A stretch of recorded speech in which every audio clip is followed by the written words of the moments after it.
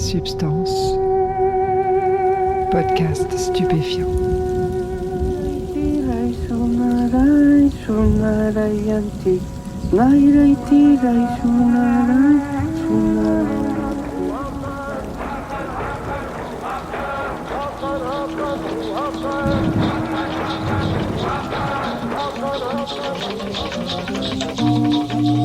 Bonjour à tous, bienvenue dans Substance, Bertrand, le sentier et le grand vagabond, épisode 3. Alors je vous ai laissé avec une fin un peu abrupte dans l'épisode 2 du témoignage de Bertrand, et je vous dois des explications. J'ai diffusé, dans un premier temps, une première version de l'interview, dans laquelle Bertrand nous racontait son initiation. Mais il y a un point important dans le culte du Bwiti, c'est le secret. On ne doit pas divulguer certaines choses qui se vivent au cours de l'initiation. Bertrand m'en a parlé de ce secret.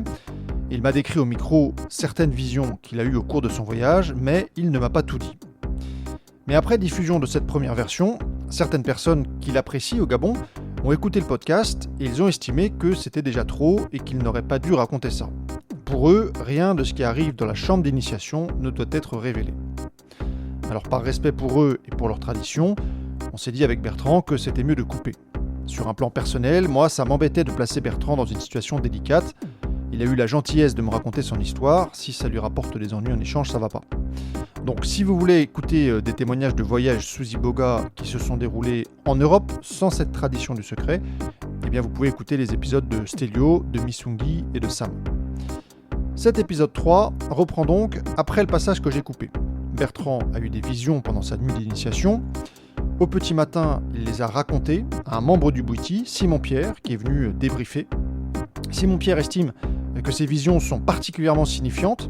Il appelle le chef du village Atom Ribenga, à qui Bertrand re-raconte sa nuit. Et la suite, c'est donc la réaction d'Atom Ribenga. Réglez le son, mettez-vous bien et écoutez, vous êtes dans Substance.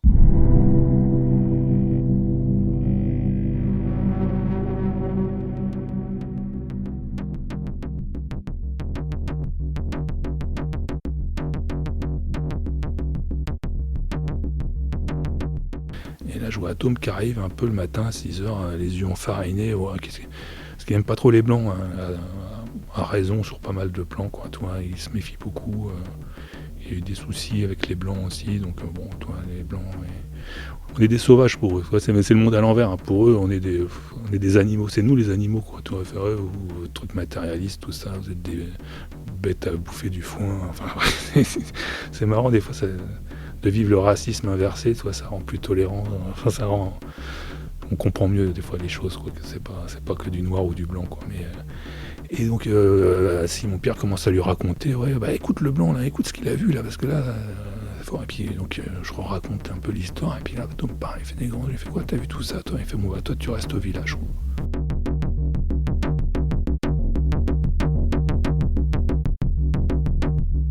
Oui, non, mais moi j'ai pris 10 jours, là je dois retourner, j'ai mes études d'infirmier, enfin, tu restes, t'as tout ce que t'as eu, il faut qu'on t'enseigne, quoi.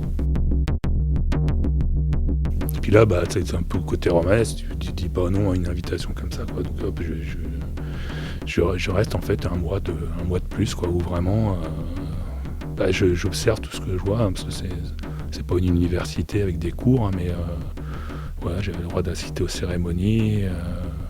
Je voyais comment il fonctionnait, quoi. Parce qu'un homme me fait non, toi tu restes parce que tu vas devoir apprendre à donner l'iboga, tu vas devoir le donner aux blancs, quoi.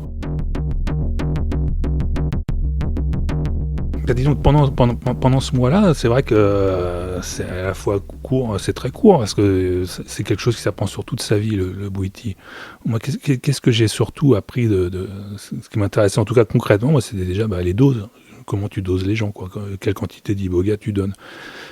Et ça, ils m'ont expliqué ça. Après, je me suis rendu compte que toutes ces années que j'avais passées avec Aristide, déjà à assister, à accompagner des gens dans leur voyage à l'Iboga, déjà, ça m'avait appris plein de choses, quoi, dans cette façon du mode de fonctionnement de l'Iboga, du questionne. Et après du monde où ça se passe, là où ça m'a appris, c'est peut-être cet enseignement autour de la tradition primordiale, quoi, de comment eux voient, ils racontent cette histoire du Bwiti, de qu'est-ce que c'est, donc cette intelligence, Dieu, hein, parce qu'eux, ils utilisent le mot, ils appellent ça l'esprit, avec un E majuscule, quoi. Certains vont appeler ça Dieu, comment ça se manifeste sur Terre, comment on peut questionner, comment on peut rencontrer, comment on peut invoquer, comment on peut dialoguer avec ces instances-là. Voilà. En tout cas,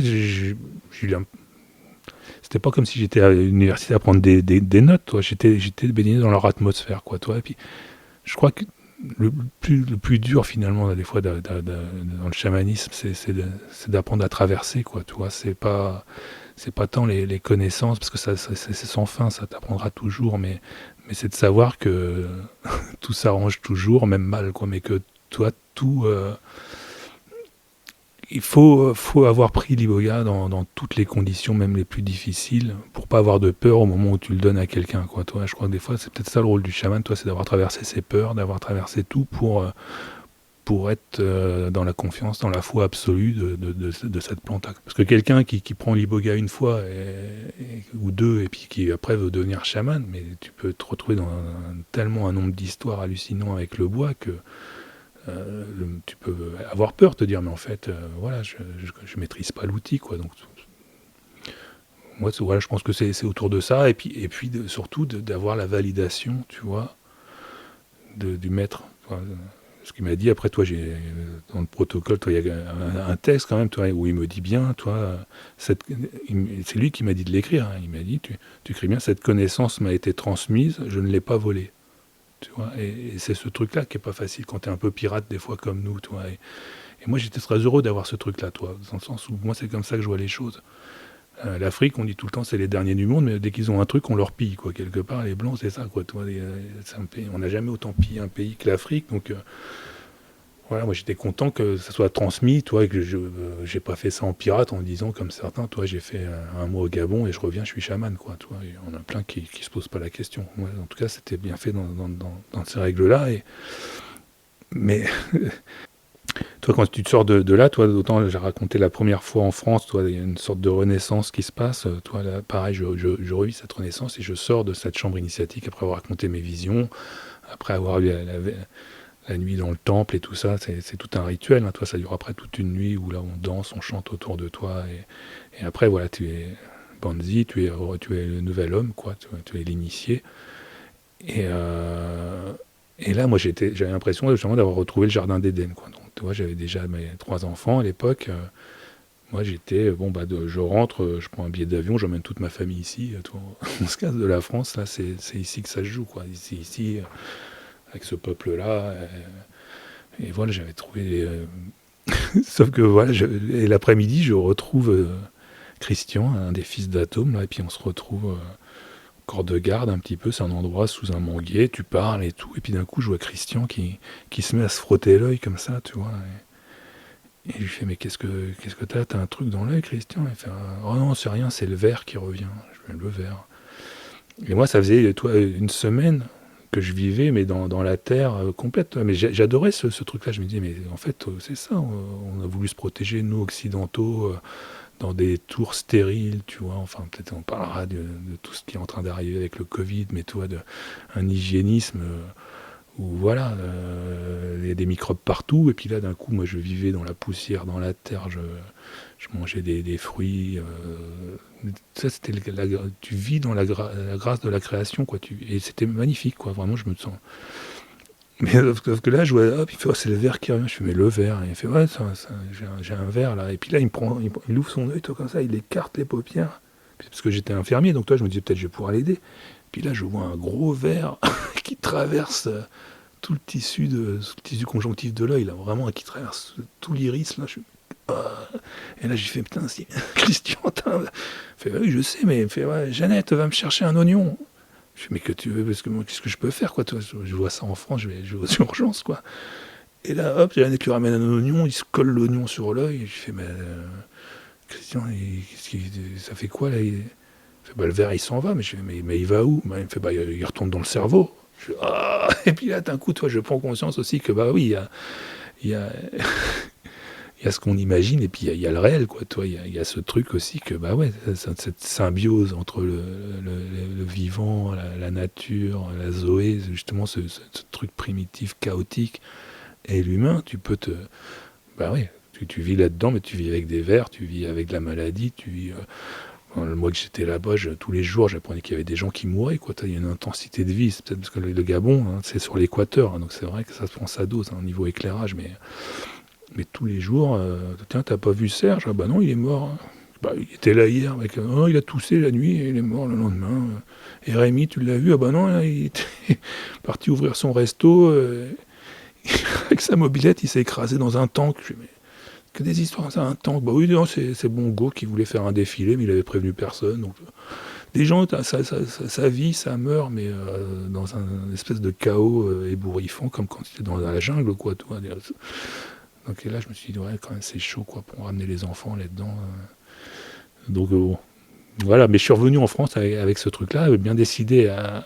Sauf que pendant que j'étais au Gabon, bah, l'iboga s'est fait interdire en France, donc je suis revenu avec un diplôme qui soit me conditionnait à la désobéissance, à la transgression, et voilà, soit je passais à autre chose.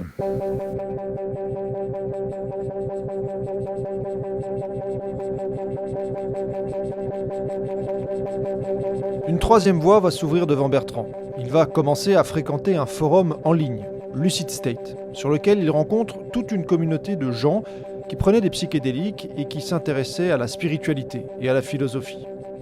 L'iboga étant désormais interdit, il ne souhaite pas en donner au grand public. Mais avec la communauté Lucid State, c'est assez différent.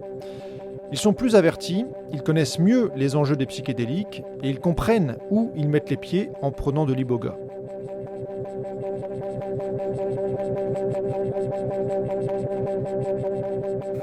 Ça s'est fait interdire, mais il y avait ce réseau de Lucid State où il y avait toutes ces têtes brûlées un petit peu du psychédélisme. Voilà, je me suis dit, bon, bah, eux, de toute façon, ça ne les dérange pas de désobéir. Moi, j'ai revenu avec de l'iboga. J'ai jamais fait payer, moi, les initiations l'iboga, ou alors juste 50 € pour acheter les bougies et puis le matériel, quoi, la nourriture. Mais j'ai jamais fait de business autour de ça, parce que justement, ça m'avait été donné. Enfin voilà, et puis ils m'avaient bien dit au Gabon, c'est pour ça qu'ils ont quand même des sons des fois de sagesse très primitive, mais qui feraient du bien des fois en Occident, quoi. Toi, bien distinguer le sacré du profane, quoi. Tu gagnes pas ta vie avec le sacré, quoi. Ta vie, tu la gagnes à l'usine, tu la gagnes en travaillant à la sueur de ton front, quoi, toi. Mais à la sueur, quoi. Le travail, c'est la sueur. Et c'est le travail qui... Par contre, le sacré, ça, tu le donnes, tu le partages. Et donc j'ai toujours été là-dedans. Moi, toi, j'avais mon salaire d'infirmier, j'ai toujours essayé de bien cloisonner, quoi, toi. Et je pense que ça, c'est une bonne protection, parce que quand tu commences à perdre ces cloisons et puis que tu commences à initier pour gagner de l'argent, toi, tu peux un jour initier quelqu'un juste parce que tu as besoin d'argent et pas parce que c'est bon pour lui, et ça te fait des problèmes, quoi. L'iboga, quand je dis que c'est le bâton, tu fais un pas de côté, tu tombes. Moi, je compte plus autour de moi le nombre de gens qui sont soit allés en prison, soit qui sont tombés malades, soit qui sont morts parce qu'ils ont voulu faire du business avec ça. Mais ça reste un truc dur à avaler pour le capitalisme, justement, qui a envie de tout transformer en méthode de développement personnel, tout ça. Toi, l'iboga, il tombe sur un os un peu quand même, quoi. C'est un truc, c'est beaucoup trop radical. Et c'est ce que je me suis rendu compte, moi, en arrivant en France, toi, c'est que j'avais ça, mais en fait... c'est de la dynamite, quoi. Tu vois, il y a des gens, ils sont pas prêts. Tu peux pas faire de prosélytisme autour de ça, parce que toi, autant on pardonne à l'ignorant, on pardonne pas à celui qui sait, tu vois. Et on parlait de Matrix, mais il y a cette idée, quoi. Pilule rouge, pilule bleue. Une fois que tu as pris la pilule rouge, après, c'est à tes risques et périls, quoi, dans le sens où on te dit ce qui est bon pour toi. Si tu le fais pas, tu vas prendre 2 fois plus cher, parce que autant toi, le mec qui est ignorant, bon, bah, il a le droit, il va se cogner dans les murs, il marche à l'aveugle, le pauvre, il fait ce qu'il veut. Mais quand tu vois, si tu fais un truc, une transgression en connaissance de cause, tu payes beaucoup plus cher. Et ça, on peut pas rigoler. Mais avec cette équipe de Lucid State, bon, il y avait moyen de bricoler un petit peu quand même, voilà, tu vois, parce que c'était derrière ce forum, il y avait vraiment une vraie quête de sens. Moi, ce que j'aimais beaucoup, hein, à l'époque, avec tous les gens que j'ai rencontrés là-bas, c'était des vrais chercheurs, quoi, avec un nouveau vocabulaire, le funk et tout ça, mais derrière, il y avait beaucoup plus de savoir, d'authenticité que des fois dans des choses que tu peux voir, même dans des mouvements religieux. Bref, voilà, c'est vrai que j'ai pu explorer ça un petit peu jusqu'à le souci que j'ai eu. Toi, j'ai fait quelques cérémonies comme ça en Espagne, là où c'était légal. Toi, on prenait, parce que j'avais 3 gosses, hein, il s'agissait pas, toi, je faisais pas payer, j'avais pas non plus aller en prison pour. Bon, j'avais pas trop envie de ce chemin-là. Mais ça marchait trop bien. Ça marchait trop bien, c'est-à-dire que tout le monde en parlait autour de soi. Toi, ouais, Bertrand, il a fait ça, tu vas apprendre. Et au début, c'était 5 personnes, 10 personnes, 20 personnes, 50 personnes. Et comme je faisais pas payer, tu vois, je commençais à avoir des touristes qui venaient un petit peu, quoi, en disant, toi, c'est l'expérience du week-end. Toi, t'as pas pris les beaux gars, bah va apprendre, tu sais pas. Non, parce que je te rappelle, c'était cette voie directe, ce truc assez radical. Jusqu'à ce qu'un jour, toi, je frôle pas la catastrophe, mais me rappelle, copine de Lucie, d'Azraël, à qui je lui donne le bois, là, et elle, en fait, elle n'était pas atterrie, quoi, parce que c'était en 2 nuits, tu vois, souvent on prenait le vendredi et le samedi, et puis le dimanche, les gens rentraient chez eux. Parce que le dimanche, elle n'avait pas atterri, et puis elle se retrouve à prendre le métro à Paris, et puis là, elle décompense, quoi. C'est vrai que c'était une vadrouilleuse et tout, à peu près équipée quand même pour ça, tu vois, mais là je me suis dit non, c'est trop dangereux. L'expérience de l'iboga est tellement puissante qu'il est compliqué de repartir directement dans la vie quotidienne, dans le monde moderne, sans suivi. Bertrand comprend alors qu'il va devoir trouver un autre moyen d'aider les autres. Et ce moyen ne sera pas une drogue. Mais ça, il vous le racontera dans le 4e et dernier épisode consacré à son témoignage. D'ici là, portez-vous bien.